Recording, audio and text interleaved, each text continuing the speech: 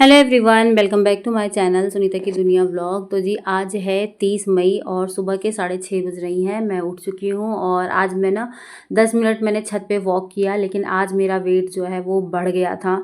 64 point something मेरा wait कई दिन से बता रहा था, जो कि आज फिर से बढ़कर 65 पे आ गया था। बढ़ा नहीं था, मेरे शरीर में आज थोड़ी बहुत स्वेलिंग भी थी, तो वेट मतलब वो बढ़ा हुआ बताएगा ही। तो सिंपल वॉक करने से अच्छा मैंने जीने पर चढ़ना उतरना ये ज़्यादा ठीक समझा। ये ज़्यादा बॉडी को इफ़ेक्ट करता है वॉक से ज़्यादा। तो बस वही मैं अपने जीने से चढ़ रही हूँ उतर रही हूँ, लगभग 20 मिनट तक मैंने ये वाली एक्सरसाइज़ की थी। उसके बाद मैं अपना वही जो मेरा डिटॉक्स वाटर था, मैंने रात को जीरा पानी भिगोया था, जीरा मतलब भिगो दिया था, वही वाला पानी सुबह पिया। और उसके बाद पूरे घर में लगाई झाड़ू। झाड़ू लगाने के बाद फ्रेश होके ब्रश करके अब मैं आ गई हूँ नीचे किचन में बच्चों का दूध बनाने के लिए और अपने लिए चाय नाश्ता बनाने के लिए। अपने लिए इसलिए कह रही हूँ क्योंकि इस समय पापा जो है वो गर्मी के मारे चाय पीना छोड़ दी और मम्मी इस समय शुगर का परहेज कर रही हैं, तो वो भी चाय नहीं पीती हैं। तो चाय सिर्फ मैं अपने लिए और अपनी हाउस हेल्पर के लिए बनाऊंगी। तो मैंने चाय चढ़ा दी है और चाय जो है वो पक भी चुकी है, पक चुकी है, अच्छी तरह से बन चुकी है। तो मैंने गैस बंद कर दिया है और अब मैं अपने लिए बना रही हूँ ब्रेकफास्ट। तो झाड़ू लगाने के पहले ही ना मैंने ये थोड़ा सी 1 चम्मच बेसन, 1 चम्मच रवा और 1 चम्मच ओट्स, इस तरह से इसको ना थोड़ा सी दही में मैंने भिगो के छोड़ दिया था। तो ये अब अच्छी तरह से फूल चुका है और इसमें मैंने थोड़ा सी अब प्याज और टमाटर कट कर लिया है और इसको अब मैं इसका चीला बनाऊंगी। तो तवे पे देखिए मैंने हल्का सी तेल डाला है और तेल में ना मैंने इस तरह से राई, जीरा और करी पत्ते का तड़का दिया है। इस तरह से जब मैं तड़का देती हूँ तो मुझे अच्छा लगता है। कई लोग तो तड़का बना के बैटर में मिक्स कर देते हैं, लेकिन मुझे ये वाला ज़्यादा अच्छा लगता है। तो इस तरह से मैंने तवे पे ही तड़का लगा दिया। जब ये तड़का अच्छी तरह से हो गया, क्योंकि सरसों को चटकने में टाइम लगता है, सरसों अच्छी तरह से चटक जाए तभी फिर आगे का प्रोसेस करना चाहिए, नहीं तो कच्ची कच्ची सरसों का फ्लेवर नहीं अच्छा आता है। तो अब मैंने वो बैटर जो है उसको थोड़ा सी मैंने स्मूथ कर लिया था, काफ़ी वो गाढ़ा गाढ़ा सा था, उसमें और पानी मिला के और अब मैं इसको तवे पे फैला दे रही हूँ। ये लोहे का तवा है और इसमें मैंने तेल जो है वो कम डाला था, तो ये ना उसका नतीजा भी आप आगे देखना। खैर मैंने अभी इसको अच्छी तरह से तवे पे फैला दिया है, काफ़ी बड़ा और थोड़ा सी मोटा भी था। तो बस इसको फैला के और इसको मैं अब ढक दूँगी बर्तन से, एक ढक्कन से, ताकि ये अच्छी तरह से नीचे से तो ये सिके ही और ऊपर तक मतलब ये अच्छी तरह से हो जाए भाप से भी। तो मैंने फ्लेम को एकदम लो कर दिया है और जब तक ये सिकेगा तब तक मैं आसपास के छोटे मोटे काम निपटाऊंगी, ऐसे मैं खड़ी नहीं रहूँगी। तो अब देखिए 1 से 2 मिनट हो चुका है, तो अब मैंने इसको खोला है, ये अच्छी तरह से हो चुका है। इसके ऊपर थोड़ा सी मैंने तेल डाला और अब मैं इसको निकालने की कोशिश कर रही हूँ। तो जैसा कि मैंने बताया ये तवा लोहे का है और मैंने तेल बहुत कम डाला था, तो ये अच्छी तरह से निकल नहीं रहा है। तेल ज़्यादा होता तब भी ये अच्छी तरह से निकल जाता तुरंत ही, या तो फिर नॉन स्टिक की तवा होता। खैर थोड़ी मशक्क़त के बाद ये निकला, लेकिन ये टूट गया था, लेकिन कोई नहीं, मैंने फिर से इसको शेप मिला दिया है और अब इसी तरह से 1 मिनट तक मैं इसको दूसरी तरफ भी सेकूंगी। अब अगली टास्क की बारी थी, इसको फिर से पलट के देखना कि ये नीचे हो गया है कि नहीं, और इस प्रोसेस में तो ये टूट के बाहर ही चला गया था। खैर अच्छी तरह से पक चुका था और टेस्टी भी था खाने में। तो बच्चों का दूध देखिए बनाकर मैंने ठंडा करके रख दिया है और अपनी हाउस हेल्पर के लिए नमक पारे और चाय मैंने निकाल के रख दिया है। चीला मैंने सिर्फ अपने लिए बनाया था और अब मैं आ गई हूँ अपनी बालकनी में अपना चाय नाश्ता करने के लिए।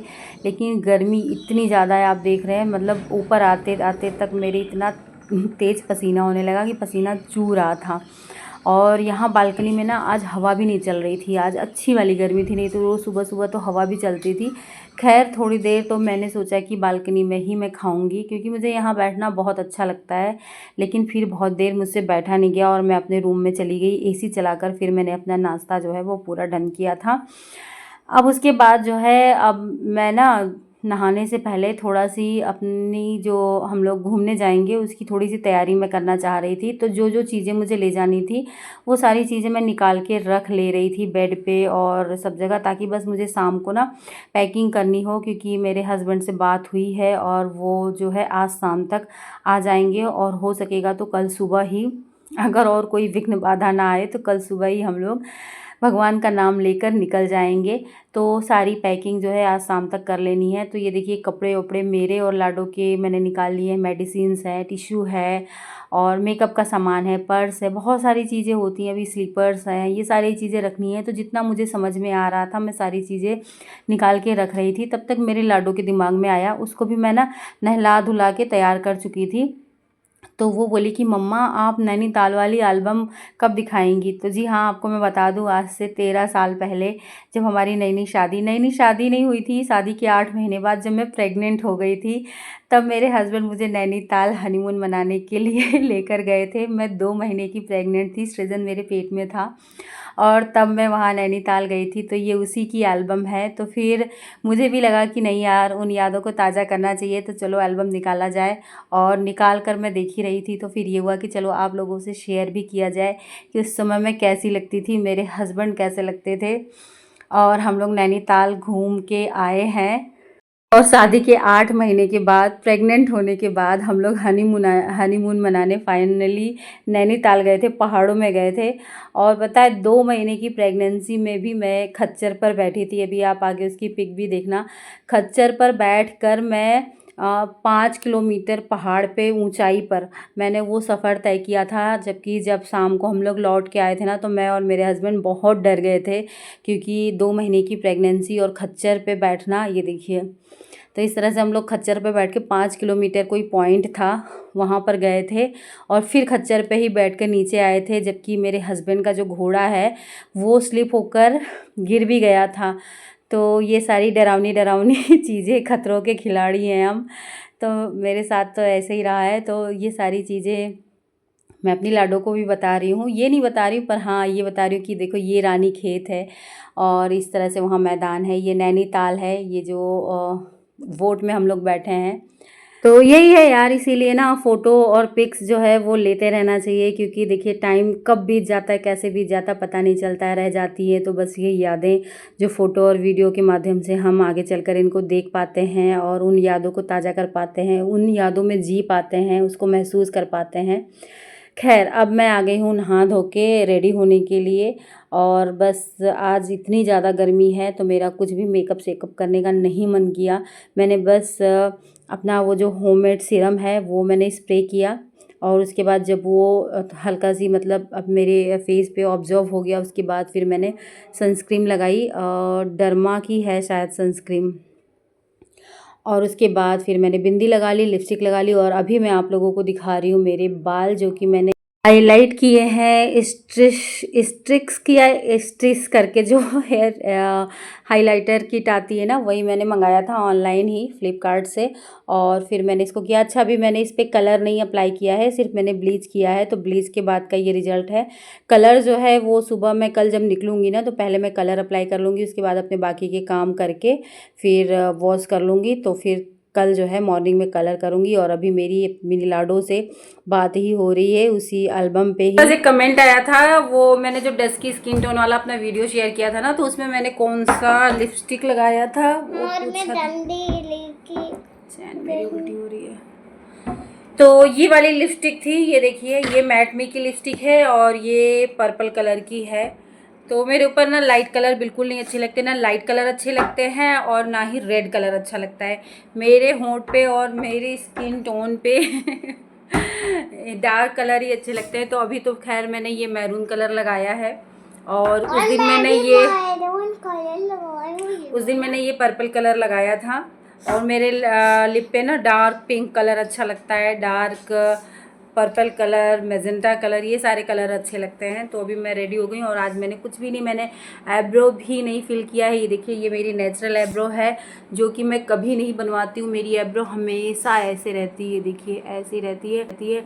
और ये मेरी नेचुरल स्किन है, इस पर मैंने खाली सनस्क्रीन लगाया है। मेरी नेचुरल स्किन है और मैंने बस, 1 मिनट फ़ोन आ रहा है। सनस्क्रीन लगाने के बाद ना बहुत पसीना होता है। अभी तो खैर एसी ऑन है और अभी मैं खाना बनाने जाऊंगी तो ये सारा ही सनस्क्रीन भी छूट जाएगा, क्योंकि पसीना बहुत ज़्यादा हो रहा है। और आज मैंने सिंदूर लगाया है ये वाला, नहीं तो मैं लिक्विड वाला लगाई थी। अभी ये भी सारा बह जाएगा, पूरा चेहरे पे आएगा। इतना ज़्यादा मतलब इतनी ज़्यादा गर्मी हो रही है। खैर गर्मी तो होनी चाहिए, गर्मी अब नहीं होगी तो कब होगी। तो चलिए एसी बंद करते हैं और चीज़ें सारी ऐसे फैली पड़ी हैं। सारा कुछ मैंने निकाल के रख लिया है, पैकिंग मैं शाम को करूँगी, शाम को चाय पीने के बाद। और यहाँ पे भी देखिए सेठी पे भी सारा सामान जो भी ले जाना है थोड़ा थोड़ा करके सब निकाल लिया है कि कुछ चीज़ें ना मिस ना हो जाए। तो अब मैं जा रही हूँ खाना बनाने। और ये देखिए मेरी स्किन मैंने फेशियल किया था और कोई मेकअप नहीं है, ठीक है। तो ये नहीं कि मेकअप से ही मैं अच्छी लगती हूँ, हाँ, पर मुझे मेकअप करना अच्छा लगता है, बस यही है। कर लिया करती हूँ, हाँ। चलो क्या